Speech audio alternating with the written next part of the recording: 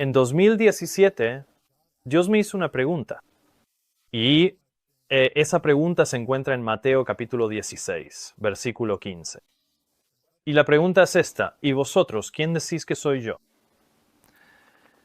En ese momento yo llevaba una década en las iglesias adventistas, así que tenía mis propias ideas sobre quién es Dios.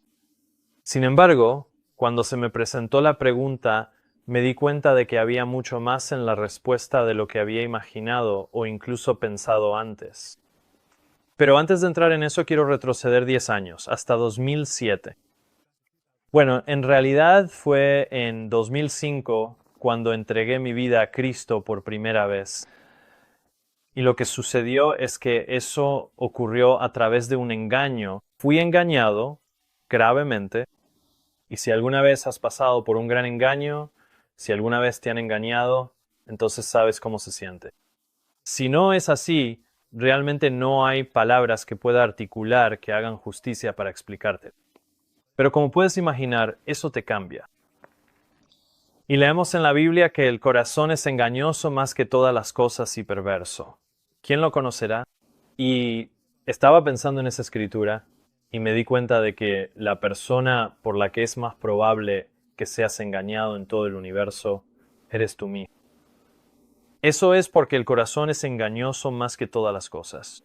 Y cuando pasé por esta experiencia de ser engañado fue difícil, pero en última instancia fue una bendición porque me llevó a Cristo. Y debido a esta experiencia me nació un amor por la verdad. Y recuerdo muy claramente la noche en que me arrodillé y oré a Dios por la verdad. No me importaba cuál fuera la verdad, pero sabía que quería conocerla. Y fue por esta experiencia que el Señor me dio un amor por la verdad.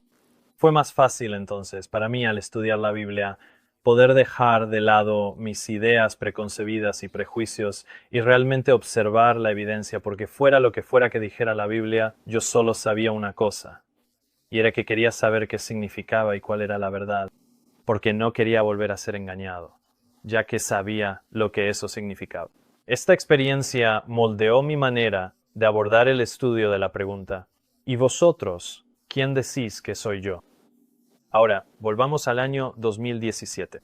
Esta pregunta me llegó cuando una amiga me envió un mensaje por Facebook y la pregunta que me hizo tenía solo 7 palabras. Era: ¿qué crees acerca de la Trinidad? Y mi primera respuesta fue simplemente compartir con ella lo que sabía en ese momento. Y le escribí esto.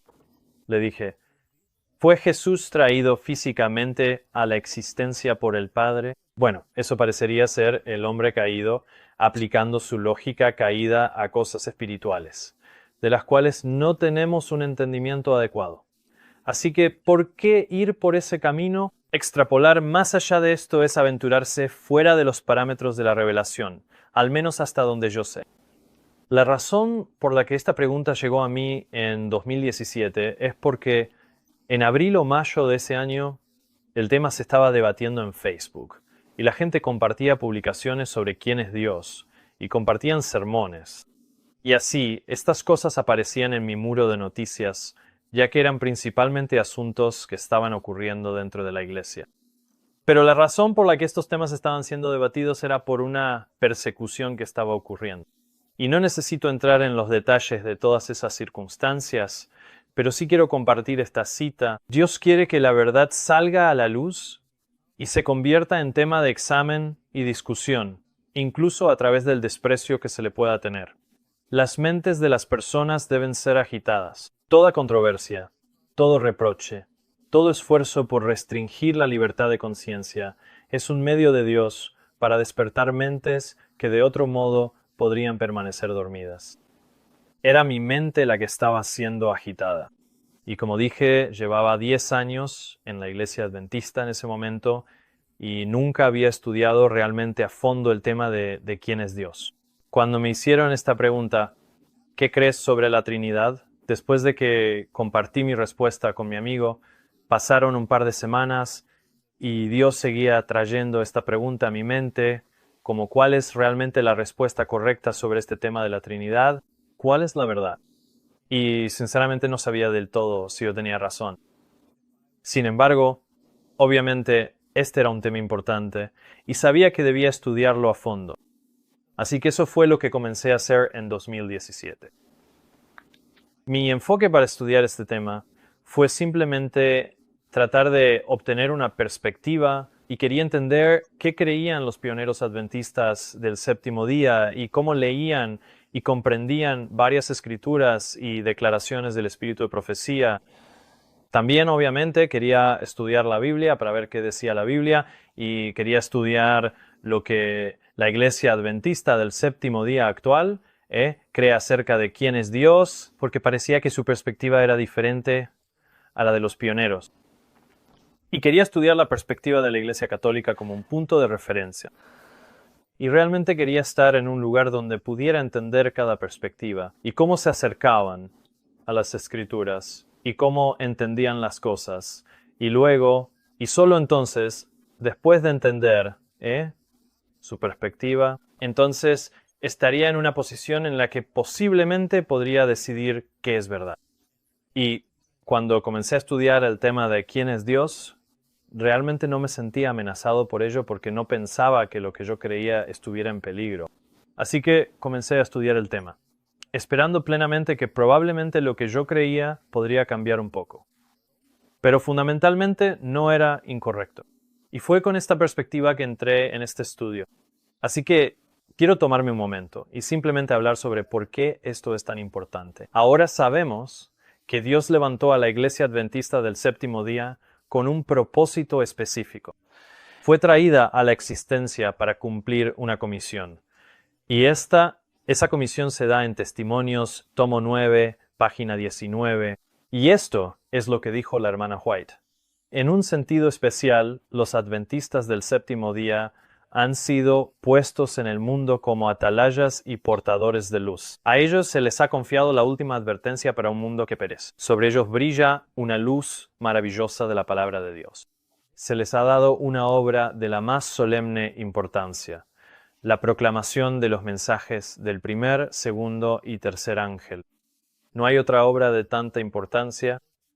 No deben permitir que nada más absorba su atención. Las verdades más solemnes jamás confiadas a los mortales nos han sido dadas para proclamarlas al mundo. La proclamación de estas verdades debe ser nuestra labor. El mundo debe ser advertido y el pueblo de Dios debe ser fiel a la confianza que se les ha encomendado. La proclamación de los mensajes de los tres ángeles es la obra más solemne jamás encomendada a los mortales, y esta labor fue confiada específicamente a la Iglesia Adventista del séptimo día para que la lleve al mundo. Y no es solo un mensaje intelectual. Los mensajes de los tres ángeles deben ser una revelación. Por ejemplo, sabemos que el mensaje del primer ángel nos ordena temer a Dios y darle gloria. Y sabemos que dar gloria a Dios significa representar su carácter. Y leemos en las parábolas de Cristo, página 415, los últimos rayos de luz misericordiosa, el último mensaje de misericordia que se ha de dar al mundo, es una revelación de su carácter de amor. Los hijos de Dios, es decir, los adventistas del séptimo día en el contexto del que estamos hablando, deben manifestar su gloria. Y por supuesto, así es como damos gloria a Dios, a través de una revelación de su carácter de amor. Y la revelación del amor de Dios debe manifestarse en los adventistas del séptimo día, y esto iba a ser una demostración final del carácter de Dios ante los ángeles y los hombres. Y por medio de esta revelación, la tierra iba a ser iluminada con su gloria en cumplimiento de la promesa de Apocalipsis 18. 1. Y esta comisión de dar los mensajes de los tres ángeles al mundo y de representar su carácter depende de una sola cosa, y es que debemos conocer a Dios correctamente. Y esto es lo que nos dice la hermana White en el libro El Ministerio de Curación, en el capítulo titulado Un verdadero conocimiento de Dios. Quiero leer esta cita de la página 409, párrafo 3. Ella dice: como nuestro Salvador, estamos en este mundo para servir a Dios. Estamos aquí para llegar a ser semejantes a Dios en carácter y mediante una vida de servicio revelarlo al mundo. Y esta nuevamente es la razón por la que Dios intervino en la historia humana en el siglo XIX y levantó un movimiento de personas llamado Adventistas del Séptimo Día, y este es nuestro propósito. La hermana White continúa mostrando la condición de la cual depende el cumplimiento de esta comisión. Ella dice, para ser colaboradores con Dios, para llegar a ser como Él y revelar su carácter. Y acabamos de ver que este era el último mensaje de misericordia que debía darse al mundo, una revelación de su carácter de amor. Así que aquí leemos ahora, para llegar a ser como Él y para entonces revelar su carácter, debemos conocerlo correctamente. Debemos conocerlo tal como Él se revela. El conocimiento de Dios es el fundamento de toda verdadera educación y de todo verdadero servicio. Es la única salvaguardia real contra la tentación. Solo esto puede hacernos semejantes a Dios en carácter. Este es el conocimiento que necesitan todos los que trabajan por el bienestar de sus semejantes. La transformación del carácter, la pureza de vida, la eficiencia en el servicio, la adhesión a los principios correctos, todo depende de un conocimiento correcto de Dios. Este conocimiento es la preparación esencial tanto para esta vida como para la vida venidera. Así que estamos aquí para revelarlo al mundo, y las palabras inspiradas en orden muestran que la condición que debe cumplirse para llegar a ser como Él y revelar su carácter es que debemos conocerlo correctamente. Y solo esto, es decir, nada más, nada menos y nada diferente, puede hacernos semejantes a Dios en carácter. Nuevamente, la condición requerida para cumplir la comisión de dar el mensaje de los tres ángeles y representar ante el mundo el carácter de Cristo se repite. Todo depende de un conocimiento correcto de Dios. Por lo tanto, para que nuestra Iglesia cumpla con esta comisión, es imprescindible que conozcamos correctamente a Dios. Y conocerlo correctamente significa conocerlo tal como Él se revela. Ahora bien, hay algunas cosas que aprendí sobre la comprensión que tiene la Iglesia acerca de Dios que yo desconocía por completo antes de empezar a estudiar este tema. Y me sorprendieron las cosas que descubrí, incluso después de 10 años de estar en la Iglesia. Porque el tema de quién es Dios, es decir, los detalles, realmente nunca se discuten. Y creo y sé que muchos, si no la mayoría, de los adventistas del séptimo día son igual de ignorantes sobre estas cosas como lo era yo, y sin embargo tienen una importancia crucial para nuestra comprensión de Dios. Así que cuando miro atrás y pienso en mi respuesta a mi amiga sobre la Trinidad y cómo le escribí, hasta donde yo lo entiendo, veo el tema como uno que es mejor no definir más allá de lo que Dios nos ha definido. Ahora puedo decirte que estaba equivocado. Estaba completamente equivocado. Y no estaba equivocado porque debamos definir a Dios más allá de lo que ha sido revelado. Estaba equivocado porque lo que Dios había revelado yo no lo entendía. Y hay muchas cosas que me gustaría compartir que si las compartiera todas, tomaría horas. Así que en este video solo quiero compartir algunas de las revelaciones más profundas que he tenido. Algunas de ellas son cosas muy buenas y otras fueron cosas muy desafiantes. Pero probablemente lo más sorprendente que aprendí al estudiar este tema fue que la Iglesia Adventista del Séptimo Día no cree que Jesús sea el Hijo de Dios. Y ya había escuchado esto antes y me parecía ridículo. No podía ni siquiera considerar la idea. Era tan ridícula para mí. ¿Que la Iglesia Adventista del Séptimo Día no cree que Jesús es el Hijo de Dios? Por supuesto que sí, y lo dicen abiertamente.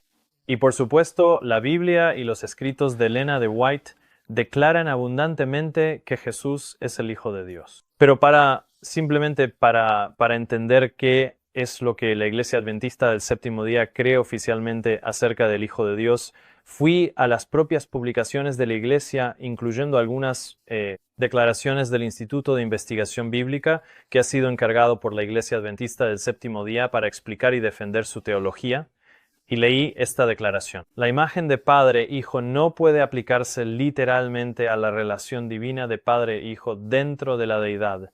El Hijo no es el Hijo natural ni literal del Padre. Un Hijo natural tiene un principio, mientras que dentro de la deidad el Hijo es eterno. El término Hijo se usa metafóricamente cuando se aplica a la deidad. Jesús es metafóricamente el Hijo de Dios, pero no realmente. Eso no me pareció sólido, ni desde una perspectiva bíblica, ni desde ninguna otra perspectiva. Sin embargo, seguí encontrando otras declaraciones como esta. Se puede inferir de las Escrituras que cuando la deidad elaboró el plan de salvación en algún momento de la eternidad pasada, también asumieron ciertos cargos o roles para llevar a cabo las disposiciones del plan. Ampliando esta idea de representación de roles, leí esto en la Adventist Review. Esto es del 31 de octubre de 1996.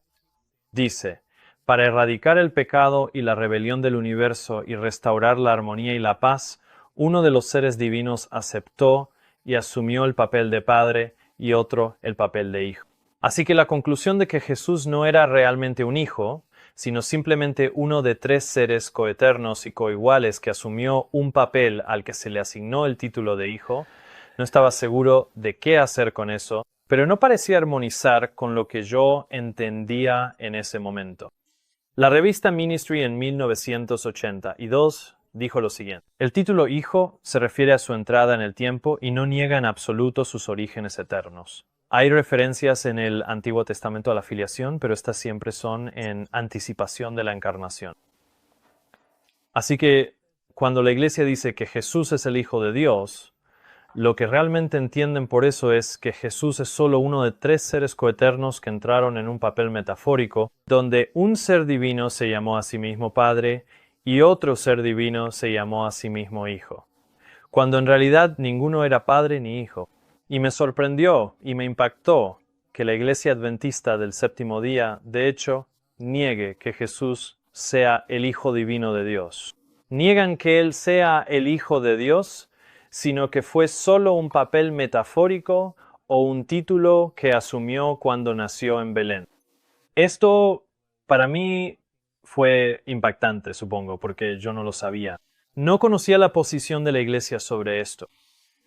Y aún así me preguntaba, ¿cómo podía ser eso correcto? ¿Cómo podía ser eso, verdad? Quiero decir, ¿acaso fui engañado de nuevo? El primer texto que me vino a la mente es, por supuesto, Juan 3:16. Porque de tal manera amó Dios al mundo, que ha dado a su Hijo unigénito, para que todo aquel que en Él cree no se pierda, mas tenga vida eterna.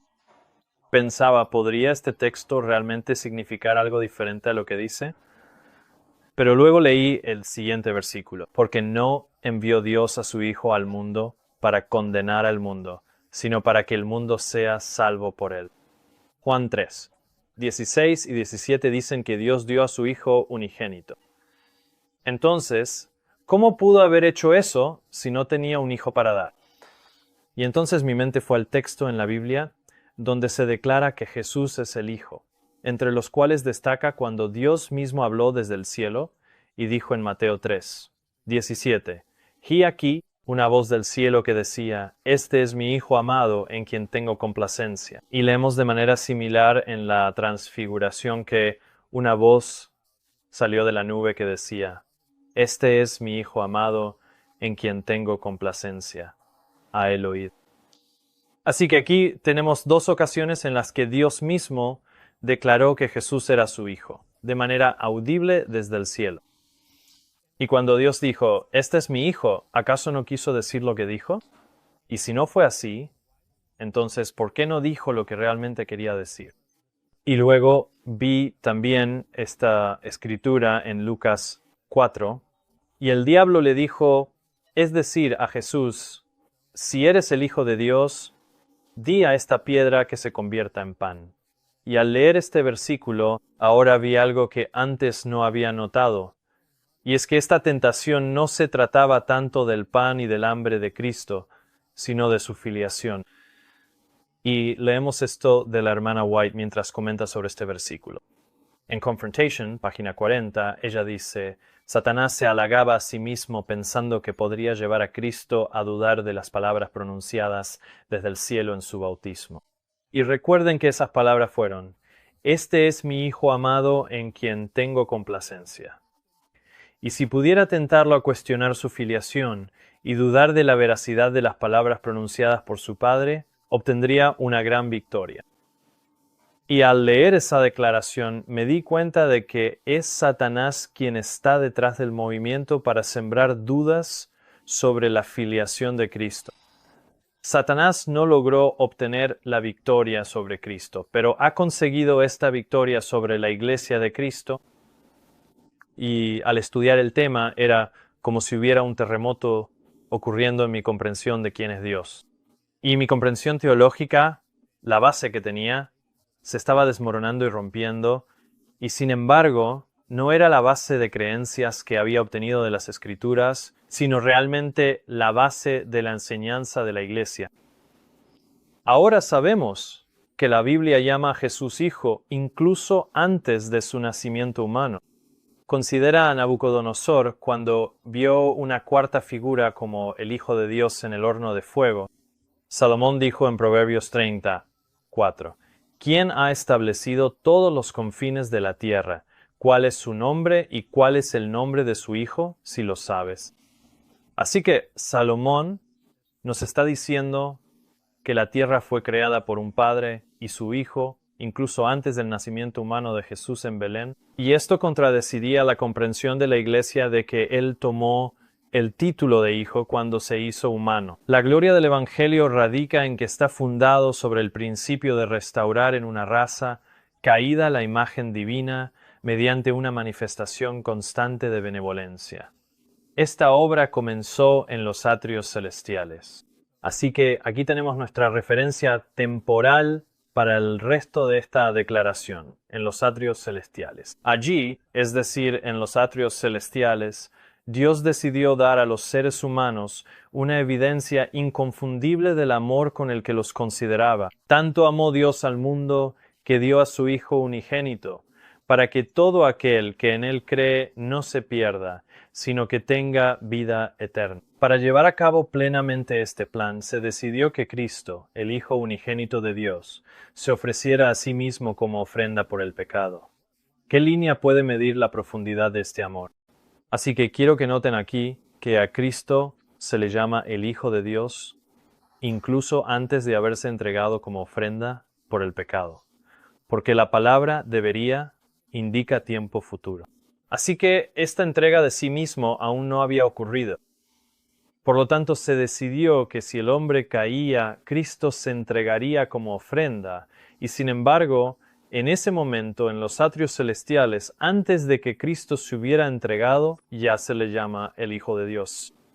Y además, esta declaración sobre la filiación de Cristo, mucho antes de su nacimiento humano, está vinculada con Juan 3:16, que dices: Dios dio a su Hijo unigénito.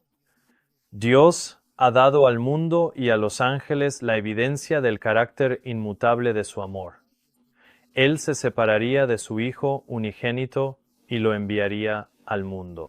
Así que aquí vemos nuevamente que a Jesús se le llama el Hijo unigénito antes de que fuera enviado al mundo. Nuevamente, la hermana White dice: ¿cómo puede ser que el indefenso bebé en el pesebre de Belén siga siendo el divino Hijo de Dios? En otras palabras, cuando Jesús nació en el pesebre de Belén, seguía siendo el divino Hijo de Dios, lo que significa que era el Hijo de Dios antes de nacer en el pesebre de Belén. Y de igual manera, ella dice nuevamente: siendo hijo de un ser humano, llegó a ser el Hijo de Dios en un nuevo sentido. Así que, si Jesús en su nacimiento humano llegó a ser el Hijo de Dios en un nuevo sentido, eso significa que antes de su nacimiento humano seguía siendo el divino Hijo de Dios, en el sentido original. Leemos en el deseado de todas las gentes. Dios había prometido dar al primogénito del cielo para salvar al pecador. Además, ella dice: Él se movía entre ellos con la dignidad y el poder de un rey nacido en el cielo. Nuevamente, otra referencia a que Cristo nació en el cielo, a su filiación divina mucho antes de que se hiciera humano. Si Dios hubiera podido cambiar esta ley para adaptarla a la condición caída del hombre, ¿no lo habría hecho y habría retenido a su unigénito Hijo en el cielo? Sin duda lo habría hecho. Así que, una vez más, evidencia clara e inconfundible de que Cristo era el unigénito Hijo de Dios en el cielo, antes de hacerse humano. Estas declaraciones y otras similares invalidan la creencia de la Iglesia Adventista del séptimo día de que todas las referencias a Cristo como Hijo son en anticipación a su nacimiento humano.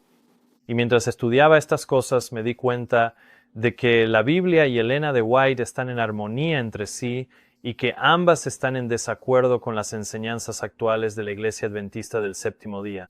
Ahora, lo que vi a continuación es algo que no sabía cuando comencé a estudiar este tema, y fue algo que encontré en el espíritu de profecía que realmente puso en perspectiva toda esta controversia sobre quién es Dios. Y fue esto, que esta controversia sobre la filiación de Cristo en realidad comenzó en el cielo. Miren la declaración del Manuscript Release 86 de 1910. La hermana White dice: bueno, Lucifer, él estaba luchando, tenía gloria en los atrios celestiales, pero estaba luchando por el lugar de Cristo junto a Dios. Después quería ser Dios, pero no pudo obtenerlo. Y aquí está la razón. Ella dice: Cristo era el unigénito Hijo de Dios, y Lucifer, ese ángel glorioso, inició una guerra por este asunto hasta que tuvo que ser arrojado a la tierra. Ahora, esta declaración para mí fue realmente impactante porque mostró que la primera rebelión del diablo fue iniciar una guerra por el hecho de que Cristo era el unigénito Hijo de Dios. Lucifer quería ser Dios y la razón por la que no podía hacerlo era porque Cristo era el unigénito Hijo de Dios. Lucifer no fue engendrado por Dios. Él no era hijo de Dios. Él no procedió ni vino de Dios como lo hizo Cristo. Había una distinción entre los dos, entre Cristo y Lucifer. La distinción dada en el espíritu de profecía era que Cristo era el unigénito Hijo de Dios, y Lucifer no lo era. Lucifer era un ser creado. Al intentar defender su argumento contra Dios, por excluirlo de la deidad, Lucifer tendría que demostrar que Cristo no era realmente un hijo, y esta es la contienda que emprendió en los atrios celestiales. Y además, se nos dice que esta guerra contra el hecho de que Cristo sea el unigénito Hijo de Dios es la razón por la cual Lucifer y sus ángeles tuvieron que ser arrojados a la tierra. Ahora, por supuesto, sabemos que esta guerra en el cielo comenzó por la ley de Dios. Y claro, el primer mandamiento es que no debemos tener otros dioses delante de Él. Y al destronar a Cristo, al quitarle su filiación, en efecto estaba creando otro Dios, y por supuesto, el Dios que quería crear aquí era Él mismo. Y al profundizar en la rebelión de Lucifer contra la filiación de Cristo, la hermana White nos da esta declaración increíble. Ella dice: los ángeles fueron expulsados del cielo porque no quisieron trabajar en armonía con Dios. Cayeron de su alto estado porque querían ser exaltados. Habían llegado a exaltarse a sí mismos y olvidaron que su hermosura, tanto física como de carácter, provenía del Señor Jesús. Este hecho los ángeles querían oscurecer, que Cristo era el unigénito Hijo de Dios, y llegaron a considerar que no debían consultar a Cristo. Un ángel comenzó la controversia y la mantuvo hasta que hubo rebelión en los atrios celestiales entre los ángeles. Se enaltecieron a causa de su hermosura. Ahora, en esta declaración, la filiación de Cristo no es metafórica, es un hecho. Este hecho, dice ella, los ángeles querían oscurecer, el hecho de que Cristo era el unigénito Hijo de Dios. Así que no solo la filiación de Cristo era un hecho, sino que era un hecho, es decir, ya lo era. No es una aplicación futura que Él se convertiría en el Hijo de Dios cuando se hiciera humano. Ya era un hecho que Cristo era el unigénito Hijo de Dios en el cielo cuando los ángeles y Lucifer se rebelaron contra Dios. Y vemos la realidad de la filiación de Cristo expresada nuevamente en otra declaración cuando la hermana White dice: cuando Cristo anunció por primera vez a la hueste celestial su misión y obra en el mundo, declaró que dejaría su posición de dignidad y ocultaría su santa misión asumiendo la semejanza de un hombre cuando, en realidad, él era el Hijo del Dios infinito. Esta declaración socava completa y totalmente cualquier idea de que la filiación de Cristo esté ligada a su nacimiento humano cuando se encarnó, porque en esta declaración leemos que Él, Cristo, declaró que dejaría su posición de dignidad y ocultaría su santa misión, asumiendo la semejanza de un hombre, lo que significa que el asumir la semejanza de un hombre aún estaba en tiempo futuro, todavía estaba por venir. Jesús aún no en este momento, cuando anunció por primera vez a la hueste celestial su misión y obra en el mundo, aún no se había hecho hombre. Sin embargo, en ese momento, cuando anunció su misión a los ángeles, Él era en realidad el Hijo del Dios infinito. La filiación divina de Cristo, según dice la hermana White, antes de que Él asumiera la semejanza de un hombre, es una realidad y un hecho, y por lo tanto no puede armonizarse en absoluto con esta idea de que su filiación es metafórica, un papel o un símbolo. Tales ideas como estas están total y completamente en desacuerdo con la Biblia y el espíritu de profecía. Y estas declaraciones, especialmente sobre la guerra de Lucifer contra la filiación de Cristo, realmente eran sumamente claras, mostrando una vez más que el esfuerzo por socavar la filiación de Cristo, por poner en duda las palabras pronunciadas desde el cielo por el Padre de Cristo, este es mi Hijo amado, el esfuerzo por oscurecer el hecho de que Cristo era el Hijo de Dios, cuando en realidad en ese momento Él era el Hijo del Dios infinito. Todos estos ataques contra la filiación de Cristo provienen del enemigo de las almas. Ahora, esta siguiente declaración que quiero compartir, que continúa profundizando en esta guerra contra la filiación de Cristo, es en realidad la respuesta del Padre a esta guerra por parte de Lucifer. Muestra cómo Dios responde a los ataques de Lucifer contra la filiación de Cristo. Y hasta donde yo sé, es la declaración más autorizada de todas las que conozco del espíritu de profecía sobre el tema de la filiación de Cristo. Y creo que te sorprenderás cuando observes la declaración desde esta perspectiva de si Jesús es realmente el Hijo de Dios antes de convertirse en humano. Aquí está la declaración. En Patriarcas y Profetas, página 36, leemos: disputar la supremacía del Hijo de Dios.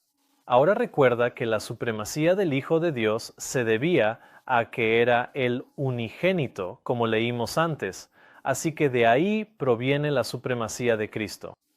Así que, disputar la supremacía del Hijo de Dios y con ello poner en tela de juicio la sabiduría y el amor del Creador, se había convertido en el propósito de este príncipe de los ángeles. A este objetivo estaba a punto de dedicar las energías de esa mente maestra, que, después de la de Cristo, era la primera entre las huestes de Dios. Pero aquel que quería que la voluntad de todas sus criaturas fuera libre, no dejó a nadie desprotegido ante la desconcertante sofistería con la que la rebelión intentaría justificarse. Así que vemos aquí nuevamente que esta lucha de Lucifer contra la supremacía y la filiación de Cristo fue un esfuerzo por justificarse a sí mismo en su pretensión de deidad, en su pretensión de ser como Dios. Pero la hermana White continúa: antes de que comenzara el gran conflicto, todos debían tener una presentación clara de su voluntad, es decir, de la voluntad de Dios, cuya sabiduría y bondad eran la fuente de todo su gozo. El Rey del universo, es decir, Dios, el Rey del universo convocó a la hueste celestial ante él, para que en su presencia pudiera exponer la verdadera posición de su Hijo y mostrar la relación que él sostenía con todos los seres creados. Ahora, detente ahí por un momento, porque imagina esto en tu mente. El Rey del universo, Dios, convocó a todas las huestes celestiales, a todos los ángeles, a todos los querubines, a todos los seres vivientes de la creación, decenas de miles de veces 10,000 y miles de ángeles y querubines y otros seres, todos reunidos ante el Rey del universo. ¿Por qué? Para exponer la verdadera posición de su Hijo. La razón por la que esto es significativo es porque Lucifer estaba difundiendo mentiras que socavaban la verdadera posición del Hijo de Dios. Así que puedes ver el conflicto que ocurre aquí. La pretensión de deidad de Lucifer se basaba en despojar a Cristo de su condición de Hijo. Para que Lucifer pudiera justificar su pretensión de deidad, tenía que demostrar con éxito que Jesús no era realmente el Hijo de Dios. Y los paralelismos con el tema mismo que se está agitando hoy en nuestra iglesia son notables, ya que el gran conflicto entre Cristo y Satanás, ahora en su desenlace, está luchando sobre los mismos asuntos que abrieron el gran conflicto en el cielo. Así que aquí, el monarca del universo, Dios, ha reunido a todos los habitantes de la creación, a todos los seres creados, para exponer la verdadera posición de su Hijo. Y aquí vamos a ver lo que él dice. La hermana White continúa: el Hijo de Dios compartía el trono del Padre, y la gloria del Eterno, el que existe por sí mismo, rodeaba a ambos. Es decir, el Padre y el Hijo, no tres seres, rodeaba a ambos. Alrededor del trono se reunían los santos ángeles, una vasta multitud innumerable, 10,000 veces 10,000 y miles de miles, los ángeles más exaltados como ministros y súbditos, regocijándose en la luz que caía sobre ellos desde la presencia de la deidad. Ante los habitantes reunidos del cielo, el Rey declaró, es decir, Dios declaró, que nadie excepto Cristo, el unigénito de Dios, podía entrar plenamente en sus propósitos, y a él se le encomendó ejecutar los poderosos designios de su voluntad. El Hijo de Dios había cumplido la voluntad del Padre en la creación de todas las huestes celestiales, y a él, así como a Dios, se les debía homenaje y lealtad. Cristo aún debía ejercer poder divino en la creación de la tierra y sus habitantes, pero en todo esto no buscaría poder ni exaltación para sí mismo en contra del plan de Dios, sino que exaltaría la gloria del Padre y ejecutaría sus propósitos de benevolencia y amor. Esta es la declaración más significativa que conozco acerca de la filiación de Cristo. Dios ha reunido a todos los seres creados en todo el universo para exponer la verdadera posición de su Hijo, a la luz de la guerra que Lucifer y sus ángeles estaban llevando a cabo contra su Hijo. Y es significativo entonces que Dios, al exponer la verdadera posición de su Hijo, declare ante todos los habitantes de la creación que Jesús era el unigénito de Dios. Así que Dios declara ante la creación de la tierra, porque la hermana White dice, Cristo aún iba, eso es tiempo futuro, a ejercer poder divino en la creación de la tierra. Así que si la tierra no había sido creada, entonces Él aún no se había hecho humano, y sin embargo, al exponer la verdadera posición de su Hijo, Dios declara ante la audiencia de todo el universo que Cristo era el unigénito de Dios y lo llama el Hijo de Dios. Así que cualquier cosa contraria a esto es una mentira. ¿Quién fue el que quiso sembrar dudas sobre las palabras de Dios pronunciadas en el bautismo de Cristo? Este es mi Hijo amado. ¿Quién fue el que intentó oscurecer el hecho de que Cristo era el unigénito Hijo de Dios? ¿Quién es el que ha estado tratando de poner en duda la verdadera posición del Hijo de Cristo para justificarse en su guerra contra Dios y ha afirmado ser semejante al Altísimo? Fue Lucifer, y cualquier enseñanza que socave la veracidad de la filiación de Cristo, de que Cristo es el unigénito Hijo de Dios, incluso antes de la creación del mundo, es luciferismo. Es la enseñanza de Lucifer, y sin embargo encontramos esta doctrina de demonios siendo enseñada en nuestra iglesia. Si vamos a representar a Cristo ante el mundo y a dar el último mensaje de misericordia al mundo, que es una revelación de su carácter de amor, entonces vamos a tener que tener una comprensión correcta de quién es Dios y quién es su Hijo. Y no es de extrañar entonces que, a medida que esta gran controversia llega a su fin, Satanás redoble sus esfuerzos para oscurecer el hecho de que Cristo es el unigénito Hijo de Dios. Pero también vemos que Dios ahora está obrando de manera magnífica para restaurar este entendimiento en su pueblo, para que puedan cumplir la comisión que les fue dada. Me resulta sorprendente que, teniendo una declaración tan autoritativa ante todo el universo, los adventistas del séptimo día o cualquier persona sigan tomando las palabras de sus ministros, pastores y líderes religiosos por encima de las palabras del monarca del universo, cuyas palabras son nuestra autoridad. Si recibimos el testimonio de los hombres, mayor es el testimonio de Dios, porque este es el testimonio de Dios que ha testificado acerca de su Hijo. Así que Dios ha testificado acerca de su Hijo, y luego leemos: el que cree en el Hijo de Dios tiene el testimonio en sí mismo.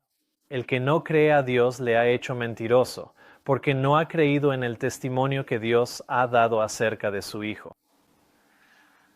Esa es una escritura poderosa, porque eso es exactamente lo que está ocurriendo hoy en el cristianismo. La gente está tomando las palabras de sus pastores y ministros como autoridad, y sobre esa palabra están negando el testimonio, el registro que Dios dio acerca de su Hijo. Así que cuando tomamos las palabras de los hombres que dicen que la filiación de Jesús es metafórica o un papel representado, que no es real, entonces estamos haciendo a Dios mentiroso, porque en efecto, no creemos el testimonio o el registro que Dios dio acerca de su Hijo. Dios ha dado testimonio en múltiples ocasiones con su propia voz de que Jesús es su Hijo, y el que no cree a Dios le ha hecho mentiroso. Así que dime tú, ¿hace la doctrina de la Trinidad, sostenida por los adventistas, a Dios mentiroso? Las verdades más claramente reveladas en la Biblia han sido envueltas en duda y oscuridad por hombres eruditos que, con la pretensión de gran sabiduría, enseñan que las Escrituras tienen un significado místico, un sentido espiritual secreto que no es evidente en el lenguaje empleado. Estos hombres son falsos maestros. Fue a una clase así a la que Jesús declaró: erráis ignorando las Escrituras y el poder de Dios. El lenguaje de la Biblia debe ser explicado de acuerdo a su significado evidente, a menos que se emplee un símbolo o figura. Si los hombres tomaran la Biblia tal como está escrita, si no hubiera falsos maestros para engañar y confundir sus mentes, se realizaría una obra que haría felices a los ángeles y que traería al redil de Cristo a miles y miles que ahora andan errantes en el error. Y no es esta una descripción perfecta de lo que la Iglesia está enseñando al decir que la filiación de Jesús es metafórica o un juego de roles. Así que cuando Dios llama a Jesús su Hijo, ellos dicen: no, no, no, no, no. Él no es realmente su Hijo. Él es metafóricamente su Hijo. Y al hacer esto, lo que están diciendo es que hay un significado místico o espiritual en las palabras que no está en el lenguaje empleado. Y así, en efecto, lo que se está haciendo es tomar las palabras de Dios para que signifiquen algo diferente de lo que dicen. Así que esto es lo que llamaríamos espiritualizar las verdades de la Biblia hasta hacerlas desaparecer. Y nuevamente, enfatizando esta idea, ella dice: si los hombres tomaran la Biblia tal como está escrita, no habría falsos maestros para engañar y confundir sus mentes.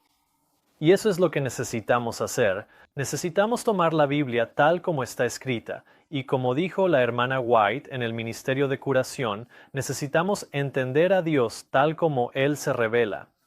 Así que cuando Dios llama a Jesús su Hijo, eso es exactamente lo que Jesús es, el Hijo unigénito de Dios.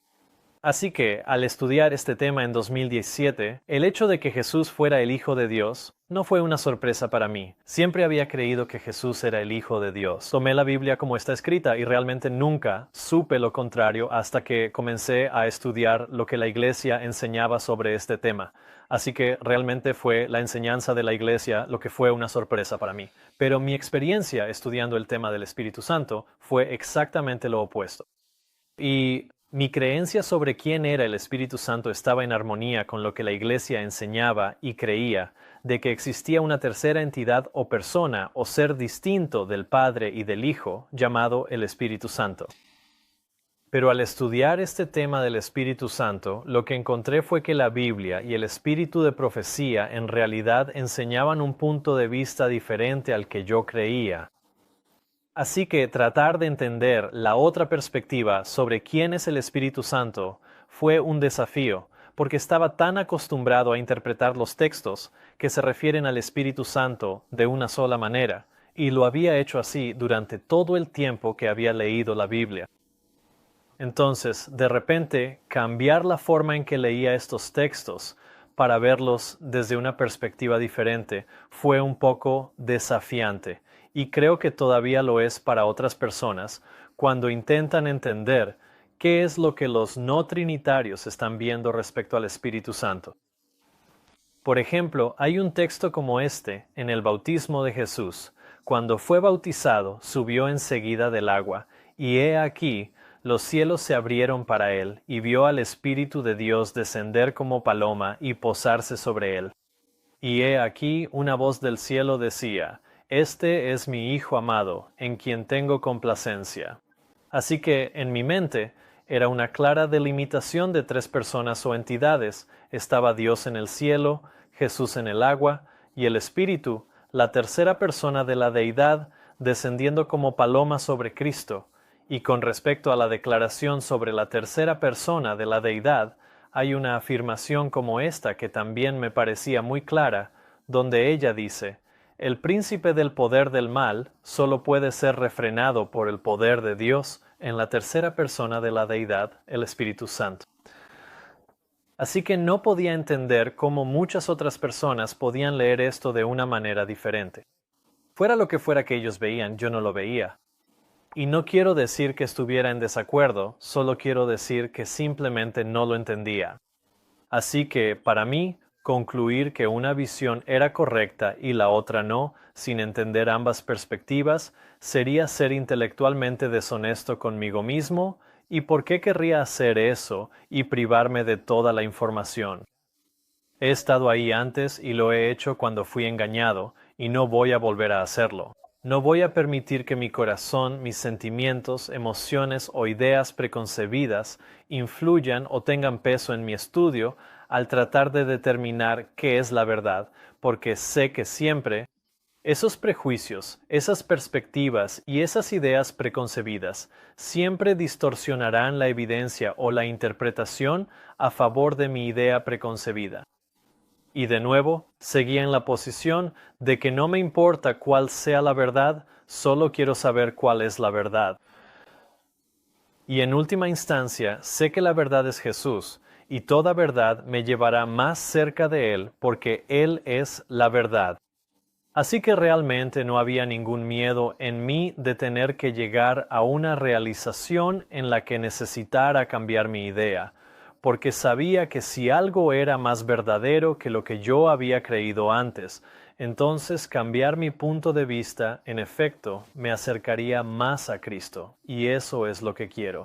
Creo que eso es lo que todos queremos, pero sé que el yo se interpone y a menudo nos impide entender y estudiar las cosas objetivamente para que podamos acercarnos a Cristo al comprender qué es la verdad. Así que, en lugar de tomar una decisión basándome únicamente en entender los textos de la manera en que siempre los he entendido respecto al Espíritu Santo, quise ver qué era lo que veían aquellos que rechazaban la Trinidad. Quería ser capaz de entender su perspectiva y ver las Escrituras desde su punto de vista. Quería poder comprender su teología y luego, estando en una posición en la que pudiera entender ambos puntos de vista, así estaría en un lugar donde sabría que podría tomar una decisión intelectualmente honesta sobre cuál visión era la correcta. Así que el punto de vista opuesto también tenía algunos textos muy claros que encontré, como este en la Carta 66 del 10 de abril de 1984, párrafos 17 y 18. La hermana White dice: "Queremos la comprensión completa y perfecta que solo el Señor puede dar. No es seguro captar el espíritu de otro. Queremos el Espíritu Santo, que es Jesucristo. Ahora bien, yo creía que la tercera persona de la divinidad era alguien distinto de Cristo, así que al leer esa declaración, el Espíritu Santo, que es Jesucristo, sabía que no armonizaba con mi punto de vista. Pero la declaración era lo suficientemente clara como para saber que, si simplemente la ignoraba o la tergiversaba para que tuviera un significado acorde con mi opinión, me estaría engañando a mí mismo y, en esencia, mintiéndome. Así que, para no perjudicarme a mí mismo, tuve que ver si lo que la hermana White decía podía armonizarse con la Biblia, y así fue. Por ejemplo, leemos en 1 Corintios 15:45 que el postrer Adán, que es Cristo, fue hecho espíritu vivificante. Y en 2 Corintios 3:17 leemos: el Señor es el Espíritu, y donde está el Espíritu del Señor, allí hay libertad. Así que vemos en estos textos bíblicos que Jesús, quien es el postrer Adán, fue hecho espíritu vivificante, y muy claramente el Señor, es decir, Jesús, es ese espíritu. Y luego hay una declaración en Romanos 8, 9, 10.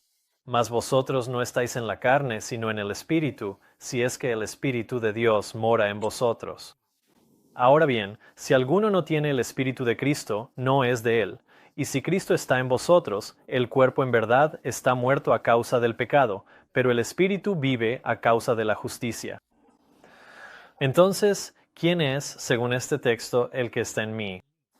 Si yo, como trinitario, creyera que el Espíritu de Cristo es alguien distinto de Cristo, entonces no podría ser Cristo en mí, porque es el Espíritu de Dios el que mora en mí.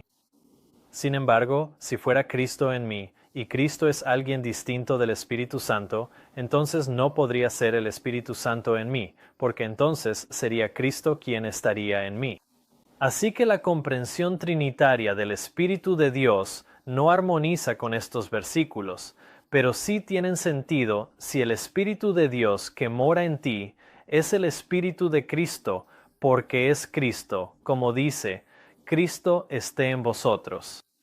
Y esto también queda claro en Juan 14, hablando del Consolador, y Jesús dice lo siguiente: y yo rogaré al Padre, y Él os dará otro Consolador, para que esté con vosotros para siempre.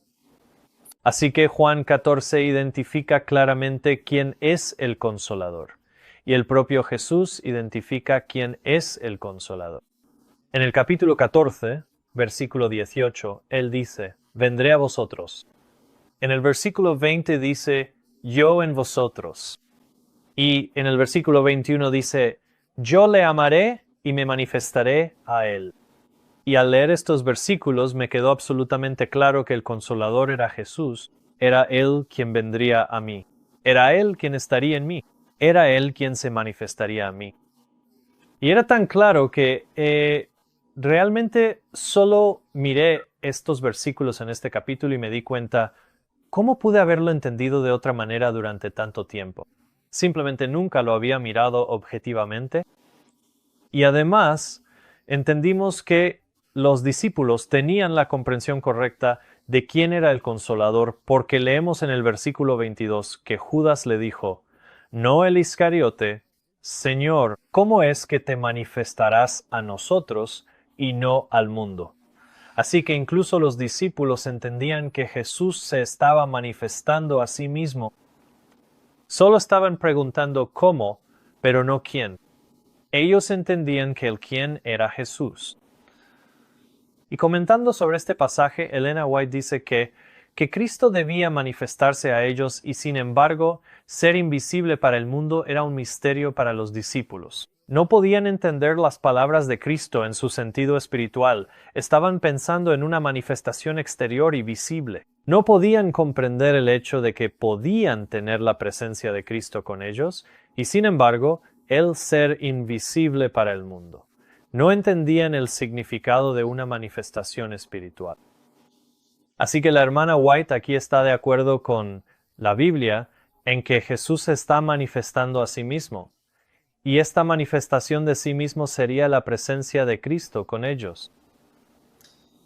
Así que cuando Jesús dijo, yo rogaré al Consolador y Él os dará otro Consolador para que esté con vosotros para siempre, Jesús estaba hablando de sí mismo en tercera persona. Así que el Consolador del que Él hablaba, que estaría con ellos para siempre, era Él mismo, era Jesús. Jesús es el Consolador, tal como Él dijo. He aquí, yo estoy con vosotros todos los días, hasta el fin del mundo. Así que no es otro ser o persona diferente de Cristo quien está con nosotros. Es Jesús quien está con nosotros. Y la hermana White añade esta declaración: que estudien el capítulo 17 de Juan y aprendan cómo orar y cómo vivir la oración de Cristo. Él es el Consolador. Él morará en sus corazones, haciendo que su gozo sea completo. Y ella dice, al mirar a Jesús por la fe, nuestra fe atraviesa la sombra y adoramos a Dios por su maravilloso amor al darnos a Jesús, el Consolador. Y Cristo debe ser conocido por el bendito nombre de Consolador. Y finalmente, si aún quedaba alguna duda sobre lo que creía la hermana White, ella dijo, el Salvador es nuestro Consolador. Esto lo he comprobado en él.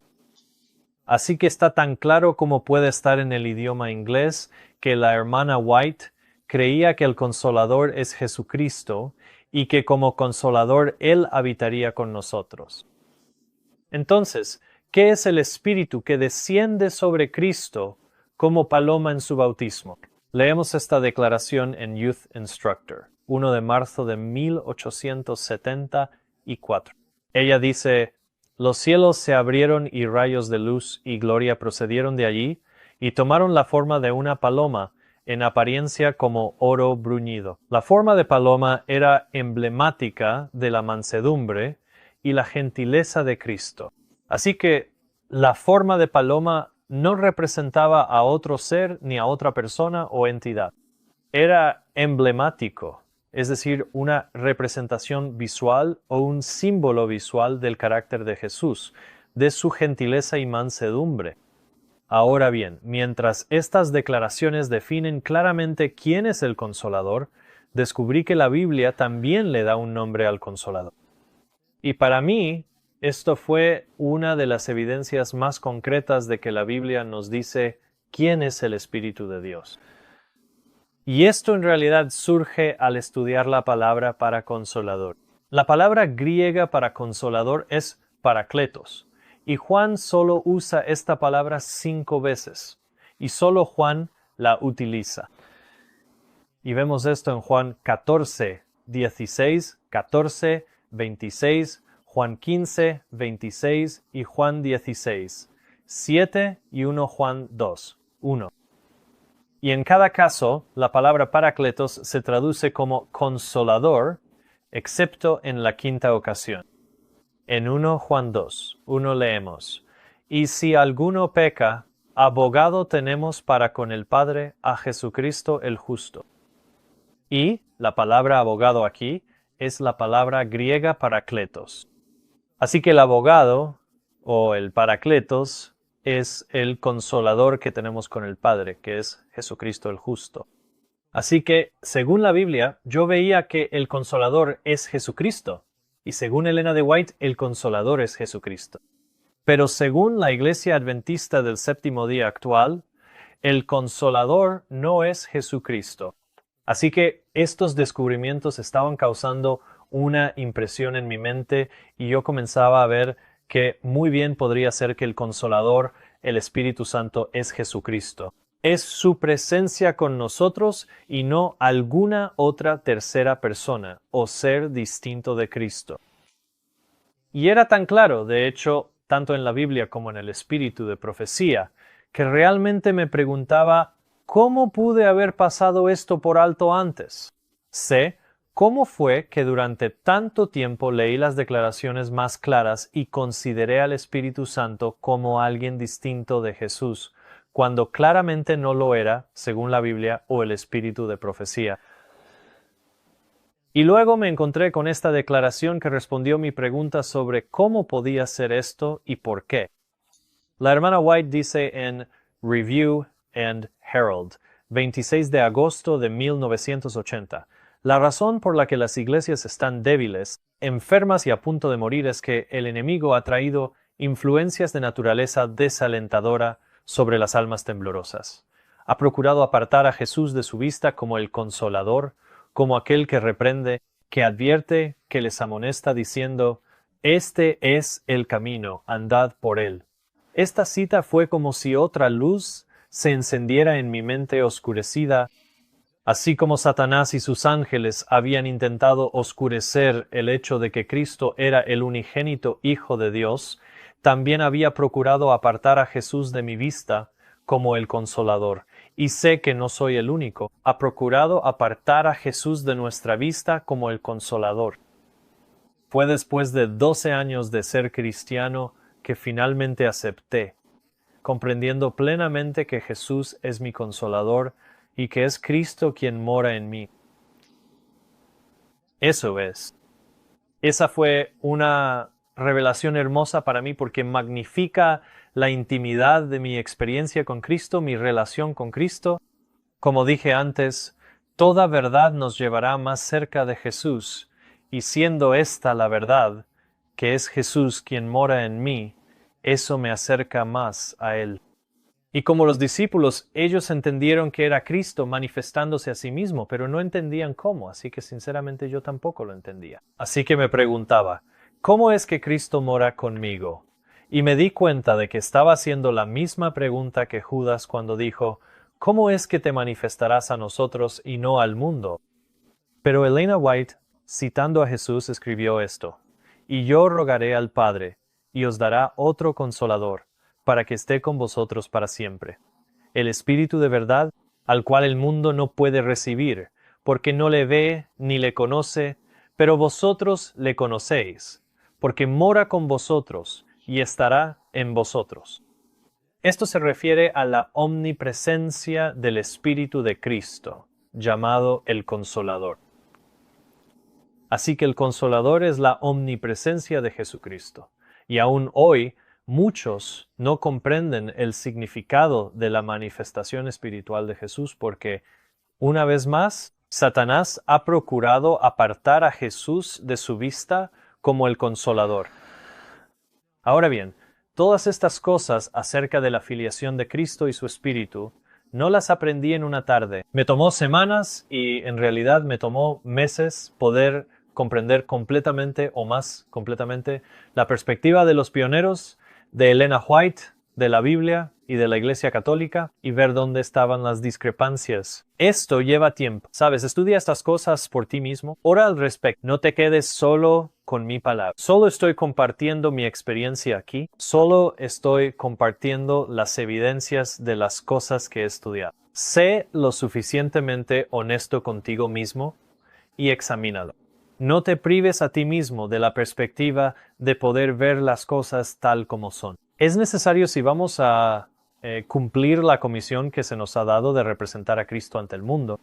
Personalmente, he encontrado consuelo en el hecho de que Dios nos ha dado advertencias e instrucciones sobre este tema a través de la hermana White, sabiendo que enfrentaríamos esta crisis. Si el pilar de nuestra fe no resiste la prueba de la investigación, es momento de que lo sepamos.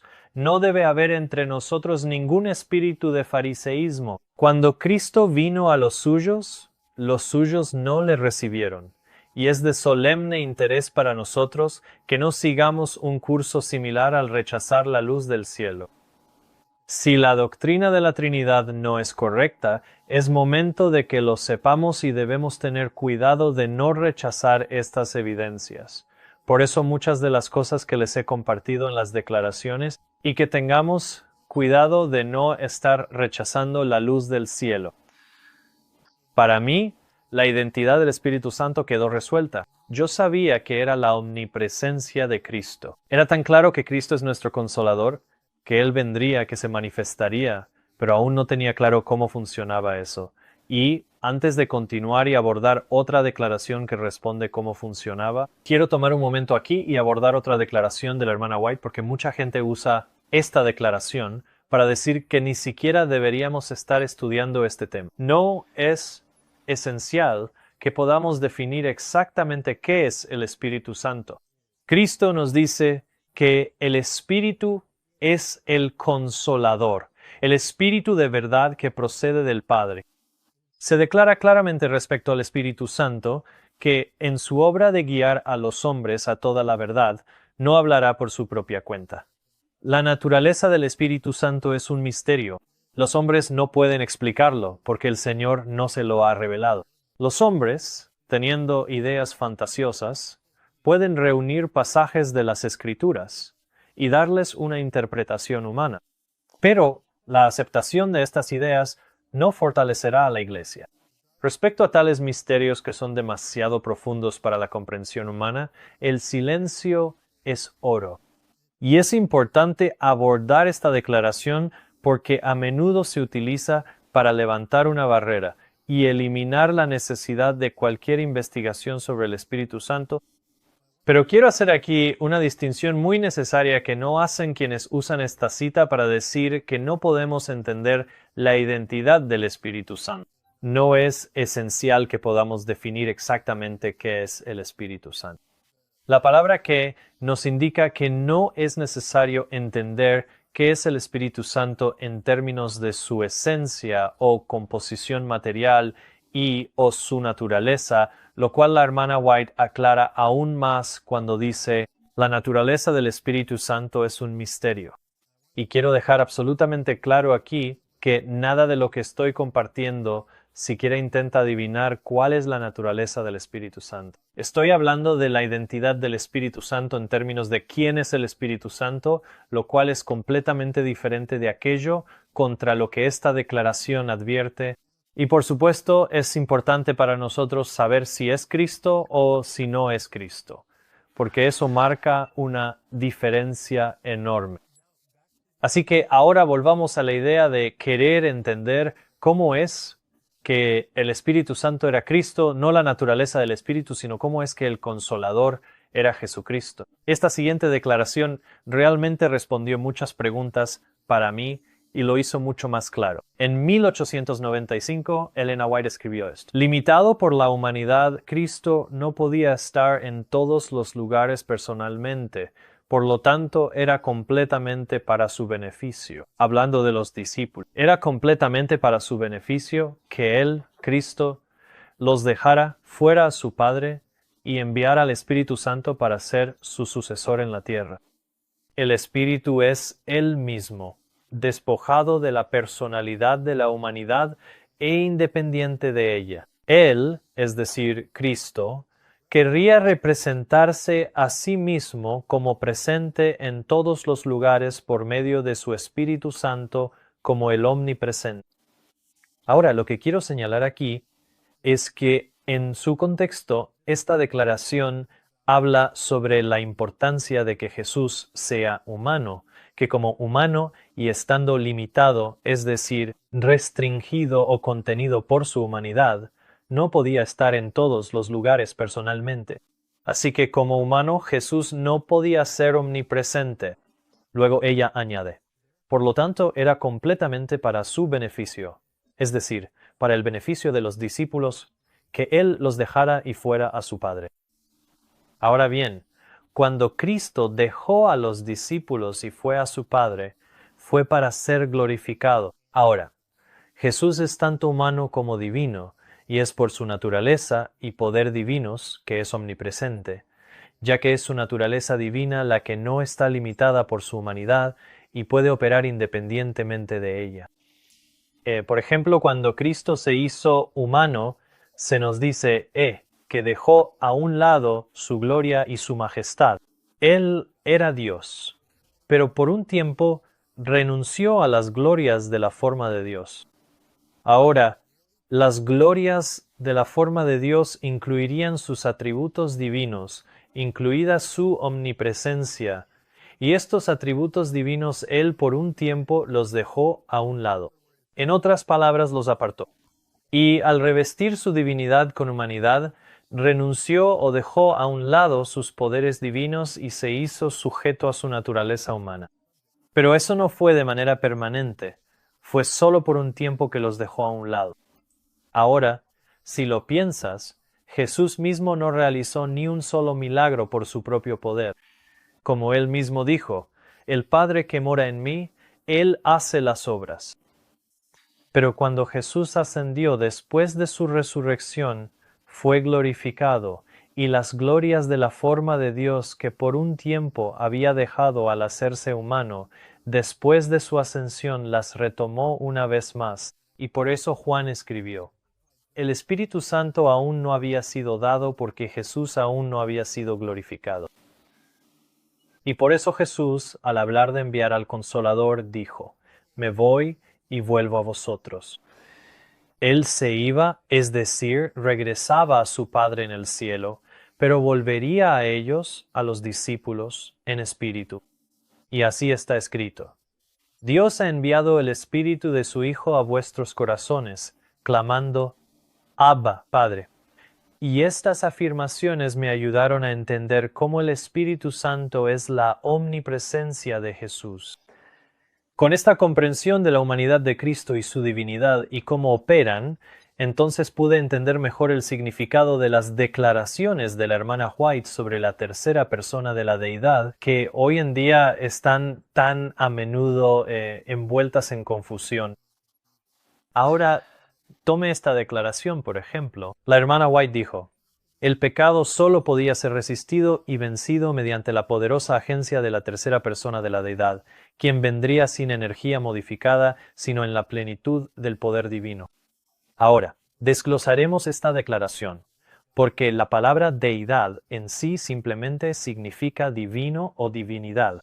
Es una palabra que se refiere a la naturaleza de Cristo.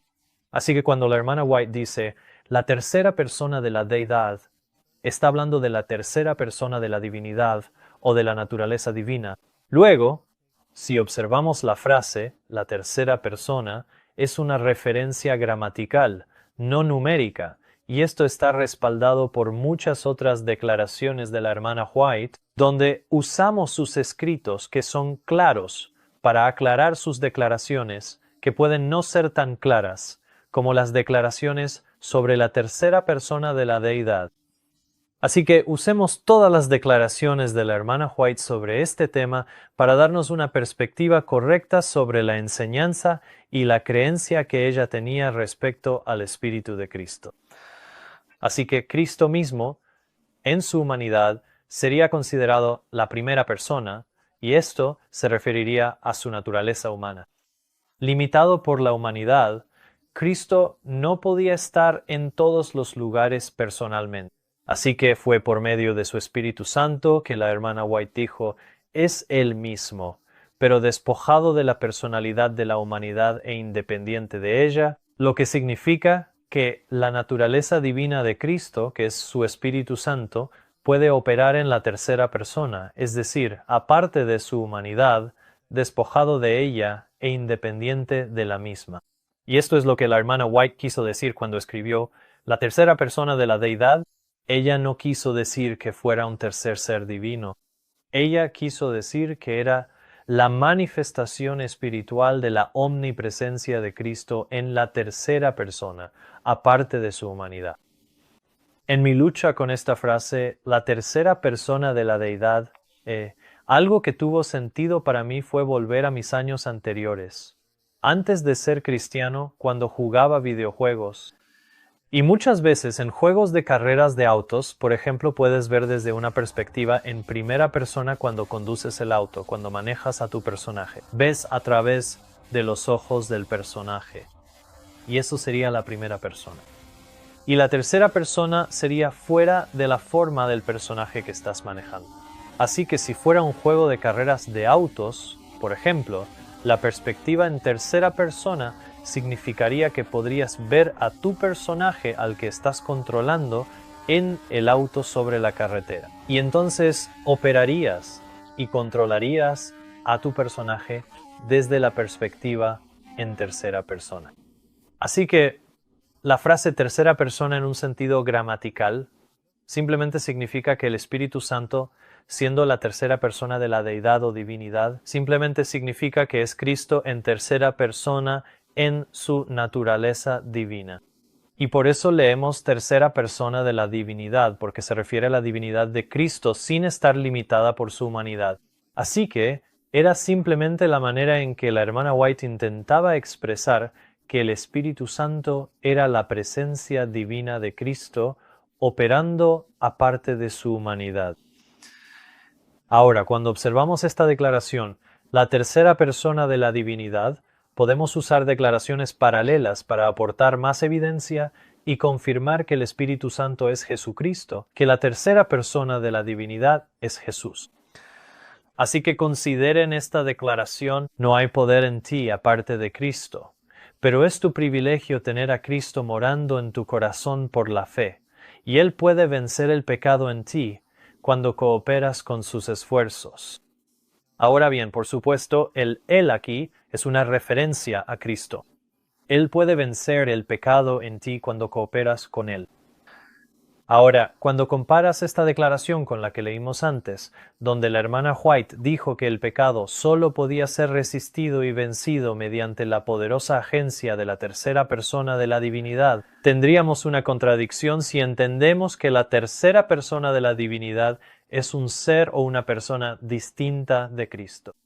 Porque si el pecado solo puede ser resistido y vencido por la tercera persona de la divinidad, entonces tendríamos una contradicción cuando ella dice que Cristo puede vencer el pecado en ti. Así que tenemos que tomar todas las declaraciones de la hermana White y armonizarlas si queremos entender su verdadera posición. Ahora, considera esta otra declaración como otro testimonio. Solo Jesús tiene poder para salvar del pecado, para liberar del poder del mal. Y hablando del individuo, solo hay una agencia por la cual puede ser limpiado del pecado. Debe aceptar la propiciación que ha sido hecha por el Cordero de Dios que quita los pecados del mundo. Así que aquí ella dice, solo Jesús tiene el poder de salvar del pecado.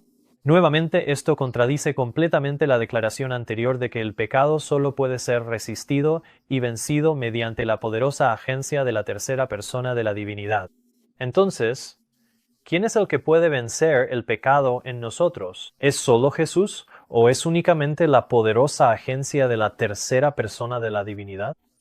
Nuevamente, estas ideas son completamente contradictorias, a menos que entendamos que la tercera persona de la divinidad es la omnipresencia de la naturaleza divina de Jesús, independiente de su humanidad. Entonces podemos armonizar estas declaraciones y entender que la tercera persona de la divinidad es Jesús.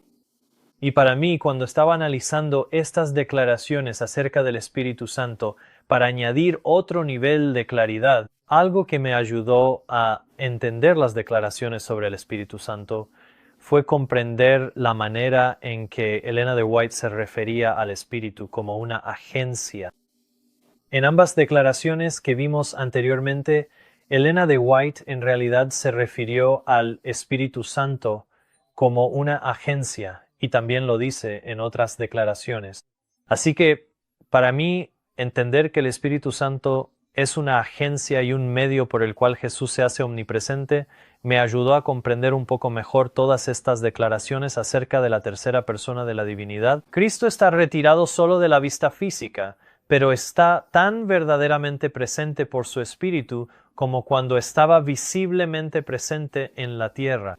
Y esta es una declaración significativa porque me estaba diciendo que la presencia del Espíritu de Cristo en mí era tanto la presencia de Jesús como cuando Él caminó en la tierra. De hecho, aún más, porque ahora Él habita en mí.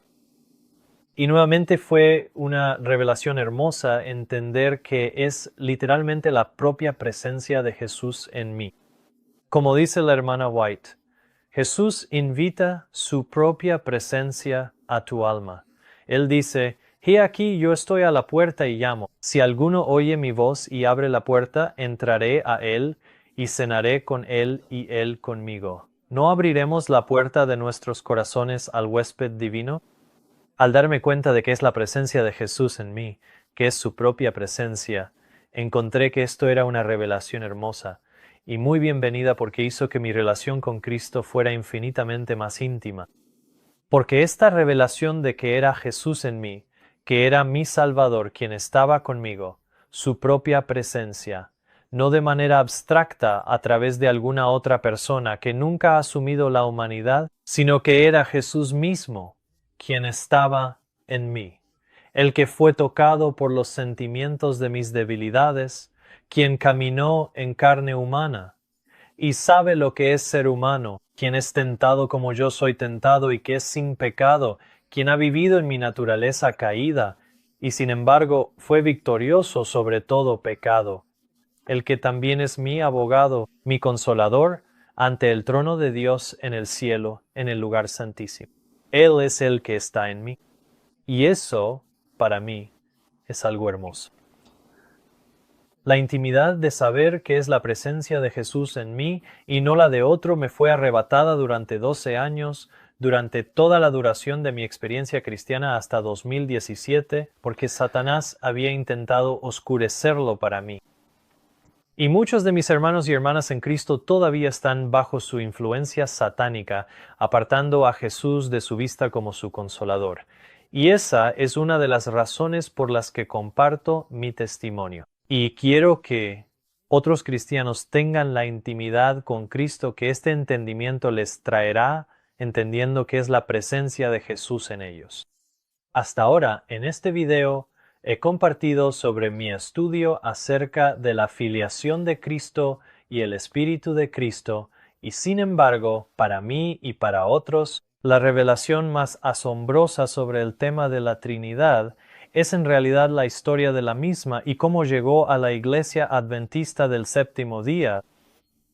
Todos estamos familiarizados con la declaración de que no tenemos nada que temer para el futuro, excepto que olvidemos la manera en que el Señor nos ha guiado y su enseñanza en nuestra historia pasada. En la segunda parte, lo que quiero hacer es hablar sobre la historia del movimiento adventista del Séptimo Día y algunas revelaciones asombrosas, especialmente algunas relacionadas con los primeros 50 años del movimiento, y cómo los pioneros estaban unidos en su comprensión de Dios, y luego analizar cómo este cambio titánico en la comprensión de quién era Dios comenzó a ocurrir a principios de la década de 1890 y cómo esto llevó a una crisis que casi dividió a la Iglesia en 1903, de no ser porque Dios intervino milagrosamente a través de la hermana White. Así que si no conoces esta historia, es imprescindible que sepas cómo Dios guió a su Iglesia a través de esta controversia. Y además, quiero darte algo, y creo que te ayudará en tu búsqueda por entender quién es Dios. Creo que te ayudará a comprender la visión general de esta controversia centenaria y cómo la doctrina de la Trinidad no fue introducida en nuestra Iglesia mediante un estudio piadoso, sino a través de la sutileza, la manipulación, la coerción, conferencias bíblicas secretas, el engaño y la rebelión contra el Espíritu Santo. Sin embargo, al final de todo hay buenas noticias porque Dios tiene una iglesia en la tierra y cumplirá su misión.